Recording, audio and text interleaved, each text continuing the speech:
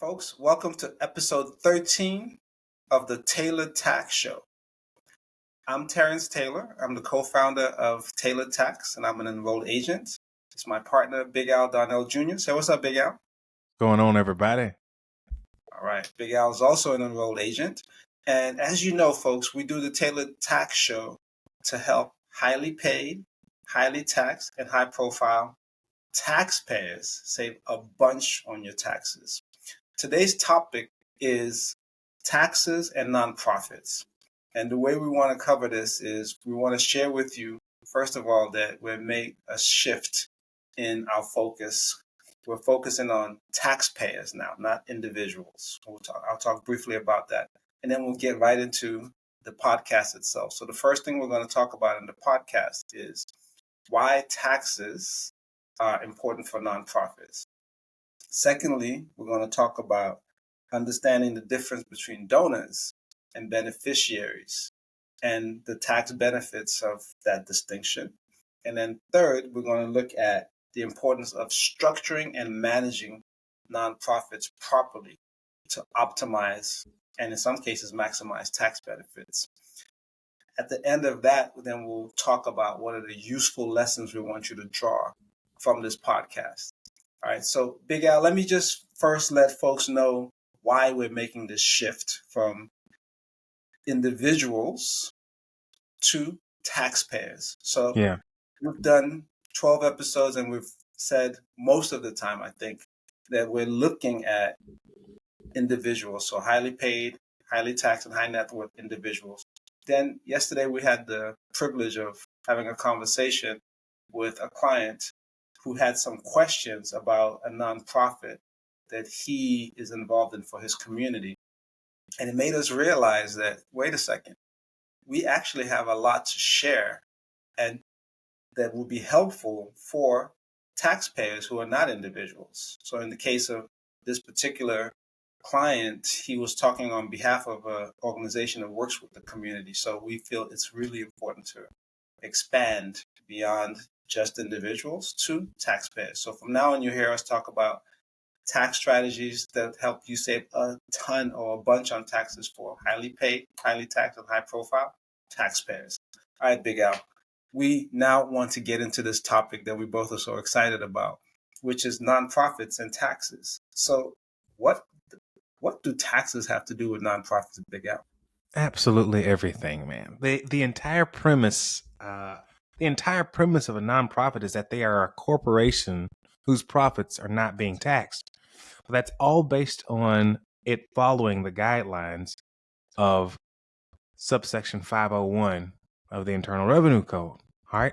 Now, what you have to understand about this is that everything has to do with structuring. And us as tax strategists, what we're doing is we're structuring a plan. We're structuring an environment, financial environment for you to save on taxes, but for you to also remain in compliance with the Internal Revenue Code, which is the only way a nonprofit exists.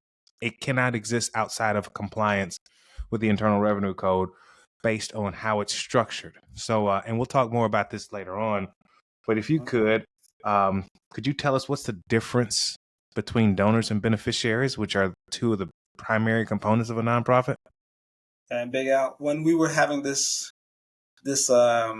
consultation yesterday, it hit me like a ton of bricks, right? That one of the most powerful things that we could do to help taxpayers who are looking at nonprofits is as a way to help their communities, is to help them to make that distinction between donors and beneficiaries. So picture this, Big Al. Most of the time when we talk about things like taxes and tax strategies, we're looking for a win for the taxpayer, right? But in the case when we have nonprofits and nonprofits are there to benefit a community of beneficiaries, that adds another win for another group. That's So right. now the nonprofit is there to help out a community. When we're able to help the nonprofit to attract donors, because this is what the client presented to us, they were thinking about how to be expansive, right? How to bring in more people so they can help their community to help the young people of the community. And in that conversation, that light bulb moment happened to say, yes. So we got the young people who are the ultimate beneficiaries. Yeah, And there's a lot that can be done. And I know you're going to cover a bit more when we talk about structuring to make sure that the status of a nonprofit remains with the entity that is set up. So from a tax point of view, then things can be done in the most tax advantage way. But definitely. now, in answering that question of, well, how do we attract the donors? Then the question the client asks is, what are the benefits for the donors? Yeah, And then both of you and I, we just lit up like like kids on Christmas Day, all right? Like, day, all day. man, there's so many benefits for donors. And this touches briefly on something that we talked about on episode 9, strategic gift giving. And when we talk about the useful lessons, I'll come back to that. But to bottom line it for folks, the community of beneficiaries absolutely win when a nonprofit is set up properly and is structured and run and used properly. Secondly, there's so many tax strategies that are available to help to incentivize and reward donors to the nonprofit. So you go from the win for just the beneficiaries to the win-win for the beneficiaries and the donors. All right, Big Exactly. Al, let me come back to you. Yeah. Tell us a bit more about why structuring is so important and what are the benefits of Well, I tell structuring you, in uh, managing the nonprofit properly. I appreciate it. So here's the thing about structuring. You just have to make sure that you understand that with a nonprofit, the reason it's non-taxed is because it's not. There's no private benefit to any one individual. First of all, from a structuring standpoint, the nonprofit is not owned by anyone. It's owned by the entire community. So it's owned by the community. It's managed by executives, but it has monitoring and oversight by a board of directors. All right. Now, with this board of directors, they're making sure that the managers or the executives that manage the nonprofit are continually benefiting the public, the general public, based on the purpose statement. All right. And the reason I wanted to focus on that purpose statement is because whenever there's a different purpose, you more than likely are going to need to create a different entity in order to make sure that you remain in compliance. You have one purpose statement that you create when you create the entity, when you create the nonprofit, and you need to adhere and stick to it or make a material change to your um, nonprofit. All right. And you have to announce that on the state and the federal level. So making sure that it's structured properly is going to keep all the profits from being taxed, and it's going to keep the benefits going to the beneficiaries, and it's going to keep the benefits going to the donors with the win-win that you talked about, because they could continue to get their dollars donated wrote off. And I specifically said dollars donated because I wanted to talk even further about the benefits to the donors are not just limited to the dollars that they can donate, but certain assets, appreciated assets that they could donate in its appreciated form that provide huge amounts of tax relief when it's donated properly to the nonprofit. One of the things that we mentioned in our consultation is how people from your background in the tech world, they have a lot of shares that are part of their total compensation package at their company. But those shares actually vest at a much lower price than oftentimes what they're sold for years later. Now, in order to avoid that capital gains tax, you can donate those shares to a nonprofit and write off the appreciated value without having to worry about paying the capital gains tax because you did not sell those shares, you donated those shares. So it benefits the nonprofit because they can immediately liquidate them and receive the capital without having to pay a tax because they're a nonprofit corporation. And then you receive the donation benefit to write off against your active income. So long as it's structured properly, from the nonprofit standpoint, it's hugely beneficial. And so long as your tax plan is structured properly with the systematic way and the strategic way that you give your gifts, like you mentioned, strategic gift giving, it can benefit you tremendously. And I didn't even think about it until right now, but the idea of avoiding the capital loss limitations of $3,000 can be done when it is given away. Because when the money is given away, like I said, it is a charitable donation, and you don't have to worry about it, the income implications, because it's not going to be categorized as income. It's going to be categorized as a donation. So yeah, man, there's a million things I could talk to you about on that. But if you could talk to us about some other useful lessons where it concerns nonprofits and taxes and gift giving. Gal, I'm rubbing my hands in glee. There's so Yeah. many useful benefits, right? When it comes to, and lessons when it comes to nonprofits and strategic gift giving. So let me touch on the first one, right? So strategic gift giving, which we covered in episode 9 of the Taylor Tax Show, looks at ways that the tax code incentivizes us to actually do philanthropic things and help others out and get tax benefits for it. So you've already mentioned a couple, but let me build on some of the things that you shared. So in this consultation, we were letting the client know that, look, if you set up a personal family foundation, you're now in a position where you could use your restricted stock units to fund your personal family foundation. You get the tax benefit of up to 30% of your adjusted gross income, right, as a write off on your personal taxes. And now you're in a position where you can give 5% of whatever amount you've put in to your personal family foundation. Let's use numbers here, Big Al. I would say, for example, you're making $300,000 as a salary. You can put up to $90,000 into your personal family foundation, and 5% of $90,000 is $4,500. So you can give $4,500 to the 501c3, right? As a minimum, or you could actually give the entire 90,000 to the 501c3 if you choose to. If you choose to through your personal family foundation, your PFF.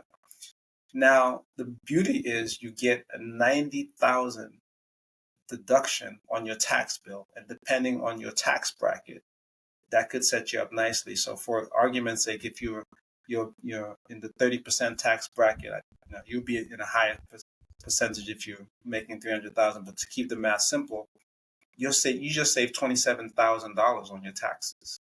Yeah. So that's a huge benefit. We also let the client know that the donor advised funds, which we also talked about in episode 9, is another way to go, where you can put up to 60% of your adjusted gross income of 300,000 in a donor advised fund. So a different vehicle to a personal family foundation. And that 60%, then you can decide how you use it. And we let them know, for example, how and when you use it. We let them know, for example, that if they were planning a long-term campaign to raise, a lot of money to purchase assets in the millions of dollars on behalf of the 501c3 to benefit the community, they could then get 180,000 as a write-off on their taxes, and they keep the 180,000 in the donor advised funds until such a time that they choose how to deploy it. That they have to deploy to a 501c3, but a very powerful strategy. So those are some of the benefits we help them to see, Big Al. Yeah. And strategic gift giving is just a very useful way to think about what you want to do. The last thing that we shared with them, and you came up with this brilliant strategy on their behalf, because they were saying, what if I can get a bunch of people to all commit a certain amount to this particular capital raising that we're doing? And you said, well, in that case, you can set up an entity like a LLC. Correct. And we then further discuss, well, what happens if the LLC buys this asset, this appreciating asset, and then the value of the asset, for example, doubles? Like, what would be the tax treatment or tax benefits to the donors? Correct. And we looked at Correct. Section 1202 of the Internal Revenue Code, where even when the corporation is structured as an S corporation, you're still allowed to recognize or you're still allowed to exclude up to 10 million worth of gain in the share value that you own as a shareholder. So as you can see, we can wax lyrical about this, folks. Big Al, let me come back to you and ask you, hey, tell us a bit more about the tax strategies that are important for nonprofits. I may have stolen a few of them, but No, that's great. And I wanted to go back in because you mentioned the different amounts that you could write off of your AGI when donating. So when donating to a private family foundation, just like Terrence mentioned, you can write off 30%, or you can donate up to 30% of your adjusted gross income and still use it as a tax write-off. You can donate as much as you want. You can only write off 30% of your AGI from it, though. But when it comes to a 501c3, then you could write off 50% of your adjusted gross income. Terrence also mentioned donor-advised funds.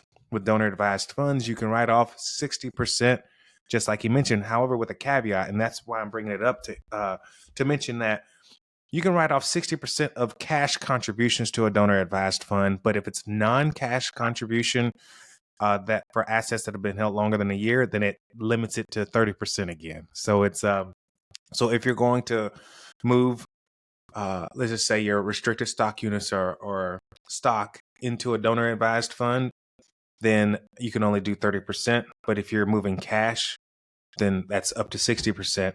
But that's a huge strategy. But as I mentioned before, and thanks for the alley-oop, Terrence, what I mentioned before is that if you have different purposes, then you might possibly need to create a different entity, a different structure. All right.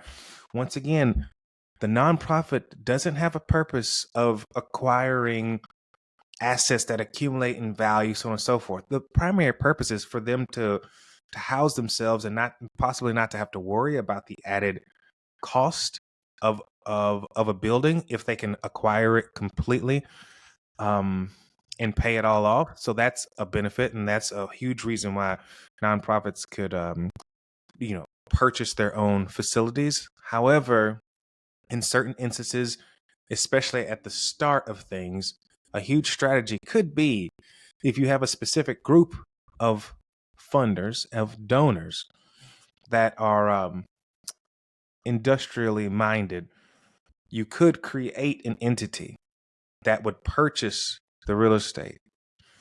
Then that entity could then take the depreciation lease the real estate to the nonprofit and earn cash flow, and then decide later on that they then want to donate the entire building to the entity. All right. So now the reason that's what I believe to be a great strategy is because, you kind of double a lot of your benefits. Think about it. You purchase the property through this entity and you write off the depreciation, you obtain cash flows, and at a later time and date, as it grows in value, you can then donate it to avoid the capital gains and then also benefit the nonprofit. But so many things that we could say about that. And the last thing I did want to mention before we sign off, or I give Terrence the final thoughts on the matter, is while we were doing this consultation, a huge benefit that we had at our fingertips, a huge resource that we had at our fingertips, was this amazing GPT called Tax Strategies GPT, which Terrence in particular was able during the conversation to use and in real time come up with a ton of like gold to insert in and benefit the client. So make sure that you check out Tax Strategies GPT on OpenAI's ChatGPT website, and then consult us for further details on how to use it. But back to you, Terrence. Hey, thanks so much, Big Al. Hey, folks, we really enjoyed talking to you about this subject.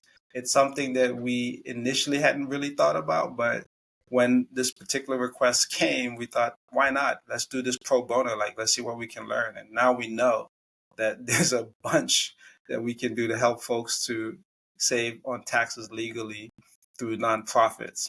And we will see you soon with episode 14. Take care. Indeed.